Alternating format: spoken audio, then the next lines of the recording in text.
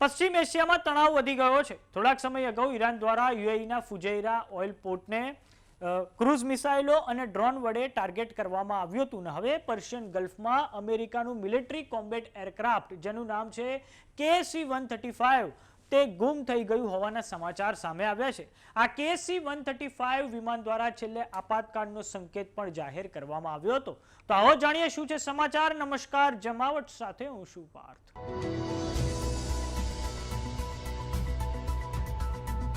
પશ્ચિમ એશિયામાં ફરી એકવાર ગમે તે ઘડીએ ભીષણ યુદ્ધ ફાટી નીકળે તેવી સંભાવના છે। ત્યારે પર્શિયન ગલ્ફમાં યુએઈના કાંઠાની નજીક અમેરિકાનું મિલિટરી કોમ્બેટ એરક્રાફ્ટ જેનું નામ છે KC-135 તે હવે ગુમ થઈ ગયું છે। આ વિમાન દ્વારા છેલ્લે આપાતકાલની ઘોષણા કરવામાં આવી હતી। KC-135 સ્ટ્રેટો ટેન્કર વિમાનો હવામાં જ ઉડતી વખતે ઇંધણ સ્ટેશનના રૂપમાં કામ કરે છે।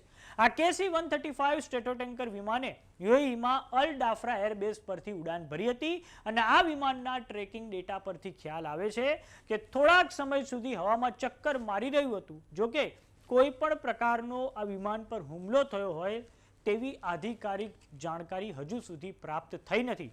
સૌપ્રથમ દર્શક મિત્રો આપણે મેપની મદદથી સમજીએ તો આ પશ્ચિમ એશિયાનો મેપ છે।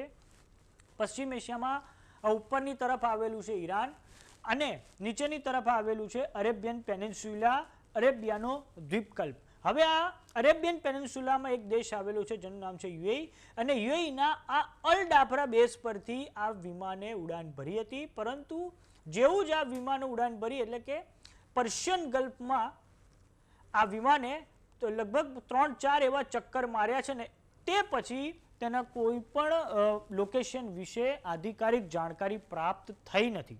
અને આપને એ પણ જણાવી દઈએ કે આ KC-135 સ્ટ્રેટો ટેન્કર વિમાન અમેરિકાનું હતું અને હાલમાં તો અમેરિકા દ્વારા પણ કોઈ સત્તાવાર પ્રતિક્રિયા આપવામાં આવી નથી। હવે આપણે જાણીએ આ KC-135 સ્ટ્રેટો ટેન્કર વિમાનો વિશે।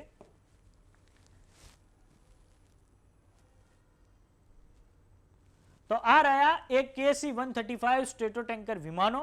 તેને બોઈંગ નામની કંપની દ્વારા બનાવવામાં આવ્યા છે। તેનો મુખ્ય ઉપયોગ હવામાં જ રિફ્યુલિંગ કરવાનો છે। એટલે કે જ્યારે પણ કોમ્બેટ ઓપરેશન પર અમેરિકાની વાયુસેનાના વિમાનો હોય છે ત્યારે KC-135 સ્ટ્રેટો ટેન્કરનું મુખ્ય કામ એ હોય છે કે તે હવામાં જ આ રીતે લડાકુ વિમાનોને રિફ્યુલિંગ કરી શકે છે।